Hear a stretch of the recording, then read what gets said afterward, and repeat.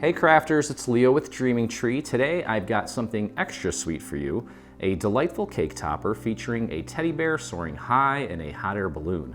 It's the perfect finishing touch for a baby shower, first birthdays, or any celebration welcoming a little one into the world.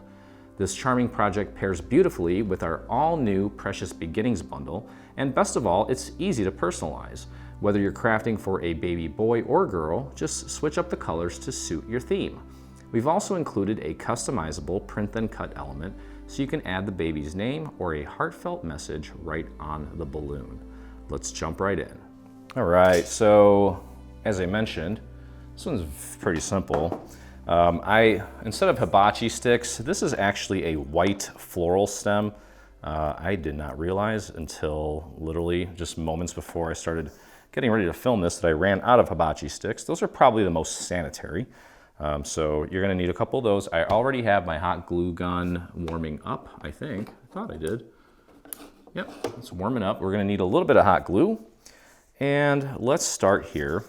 Now you'll notice that I have this beautiful gold foil, and we're gonna save that for last. We're gonna begin by just building the main part of the balloon. Now I made this probably a little bit smaller, on the smaller side. You're welcome to increase the size of this thing, depending on the size of your cake, probably. So we have what I'll call the base of our little cake topper. And then you'll have this little piece that, these are the only two pattern papers. And they're actually from the same bundle that we used for our Precious Beginnings bundle. So that worked out. Just found a nice blue and then a very light colored pattern that wasn't overly distracting to go on top of the blue. And what is going on with my glue here? It's just drying out real quick. Okay, so this is gonna go right on top. Ooh. And we're gonna match this up with, we're gonna start at the bottom here and use this as kind of a guide for placement. And then the rest of it will just fall into place like it usually does. Just like that, and press that down into place. There we go. And you're only gonna see a little bit of this white up here. Most of this is gonna be covered up by our cute little teddy. Speaking of which, let's grab all the pieces for our little teddy. Now you can see here, this little basket, I inked this and ran it through a little embossing folder that kind of gives the impression of sort of a basket weave, which I thought was appropriate. But what we're gonna do here is we're gonna take this dark brown solid shadow layer and we're gonna glue, I think this is peachy keen or peachy something, like a peachy color. That's gonna go right on top of that. We're just gonna build our little bear. Super simple. This I inked the dark brown just around the, I guess what would be the top of the basket. Okay, just right there, and a little bit right there. Okay, next we're gonna take this layer, the dark brown layer of the bear, and glue that on top. Just go easy here. We've got a few little single line slits down there by his little paws to give the impression of digits, little fingers, without having to get overly complicated and tiny. So just match that up as accurately as you can. You can see how those little details, I'm glad we started introducing those. They really just add that subtle little touch, okay? And then we have this white piece. Now I noticed with this white piece here, with my Juliet, typically cut at a certain pressure. Now, because it is kind of small and delicate, I actually decreased my pressure just a tad, just to make sure that as the blade was moving around, it didn't snag these little intricate parts here, okay? All right, so next we're gonna take this and glue it onto this part of our basket. So we can flip this around and apply our glue, like so. And just like that, match that up on the basket. That looks cute. Is that right? So Mr. Bear is going to get glued right there, like so. And then we've got a few more little pieces, specifically the banner. And we have some, I guess, bunting. It's going to go on top of the balloon. So just match this up with the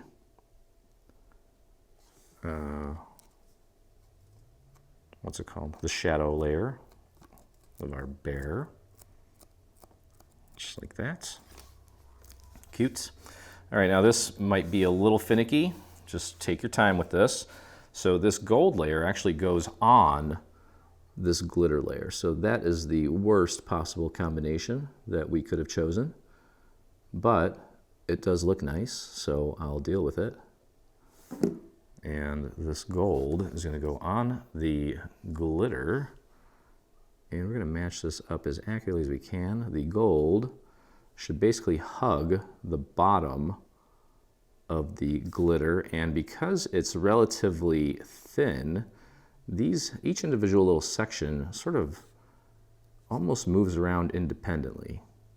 Do your best to get those glued on as accurately as you can. I'm going to wipe off that excess there, and then once you have it, just take this and pop it underneath your mat and let the mat kind of do the work. Okay, next I'm going to take and we have this blue pattern, this coordinating blue pattern that we pulled from the balloon. And we're going to glue this on top of the brown. Now the brown I did not ink just because it only shows a tiny little segment of it. And, well, it shows a segment that really doesn't lend itself to inking. I guess it does a little bit, but not worth it in my opinion. Okay, so we're going to match this up as accurately as we can, like so. And then this is the little print then cut element. Now I did not actually print a name on this. I will. And I'm planning on doing a little video to show you how to actually do this and curve the text, because you will need to curve it. And I want you to try to curve it because it just looks nicer. So we're going to throw this white layer on top there. That's for our little banner, like so. You may want to even print it out in a coordinating color, maybe something blue. Okay. Okay, so our little banner now, what I'm going to do actually is I'm going to foam square that out to give this some nice dimension. And I think all we need to do is probably, let's do this, just so we know where we're putting it. I'm going to put one there, here, and here. That should be plenty. I don't necessarily think we need any in the center. It'll keep it nice and sturdy for us. So let's peel these off. You can glue this down flat if you need to, or if you don't have foam squares, that's totally fine. But this just gives it a little extra life. Make sure you match that up with the layer behind it. Beautiful. Okay, so that's that. And then what we're going to do is we're going to flip this around, and with our hot glue, we're actually going to take and glue these to, we can actually go all the way up here and do one here and one here. So let's get our hot glue gun going, make sure that it's flowing. Mine is nice and hot. And what we can do, we can actually just apply the glue right on the stick. Get that on there, wiggle it around for a second, and pop that right there. Okay, make sure it's nice and straight. If it's off a tad, not the end of the world. Okay, and then do the same thing with the other one. Put a nice little layer of glue on your hibachi stick, or in my case, I have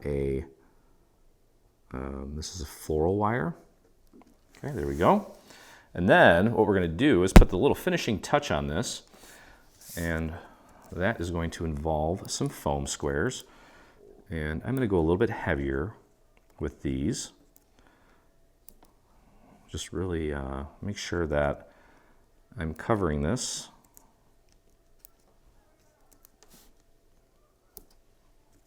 nicely. Okay. We'll do one there, one here. I try to keep them as far away from the edge as possible so that if you do happen to look at this thing from an angle, you're not going to see the foam squares. It's not the end of the world if you do, but I'd rather you not. And this will give it a nice dimensional look and also make it more sturdy. And also, well, this thing has the little gold ropes that will, well, something's got to be holding the actual balloon to the carriage.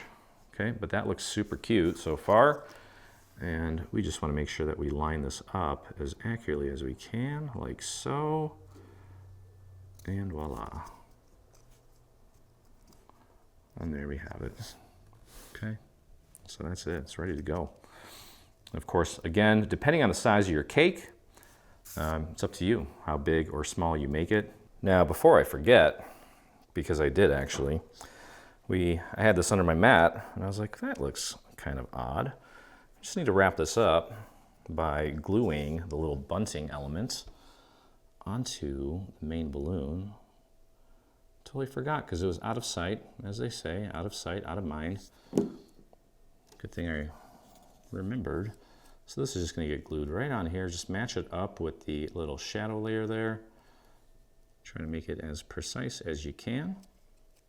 Just like that. And boy, that is such a nice little touch. And then if you want to take it a step further, grab, if you have on hand, some little gold pearls and just glue them onto each of the little circles there. I think that's a nice touch. So that's it. At the default size, you're looking at about 1, 2, 3, 4. It's about 5 inches tall and about 3 inches wide. So again, totally up to you how you want to do that, but that is going to do it. So hope you guys enjoyed this quick and cute assembly. If you did, please take a moment and consider hitting that subscribe button on our YouTube channel. And if you're looking for this content, you'll find it exclusively over at Creative Fabrica, where you can purchase these files individually or gain access to over 1,200 files just like this from Dreaming Tree for $47 per year. And that not only includes our content, but over 1 million other assets on Creative Fabrica, including fonts, graphics, and more and more. So that's gonna do it. Hope you guys enjoyed it. And as always, I look forward to crafting with you again.